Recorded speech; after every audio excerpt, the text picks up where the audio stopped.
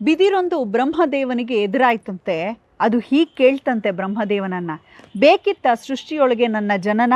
ಹೂವಿಲ್ಲ, ಹಣ್ಣಿಲ್ಲ, ದಣಿದು ಬಂದವರಿಗೆ ನೆರಳು ಕೂಡ ನನ್ನ ಕೈಯಿಂದ ಕೊಡೋಕ್ಕಾಗ್ತಿಲ್ಲ ಅಂತ. ಆಗ ಬ್ರಹ್ಮ ನಕ್ಕು ನುಡಿದ್ನಂತೆ ಆ ಬಿದಿರಿಗೆ, ಯಾಕೆ ಸಾಧ್ಯವಿಲ್ಲ, ಮನಸ್ಸು ಮಾಡಿ ನೋಡೊಮ್ಮೆ ಎಂದು. ಬಿದಿರು ಹಠ ಬಿಡದೆ ಬೆಳೀತಂತೆ.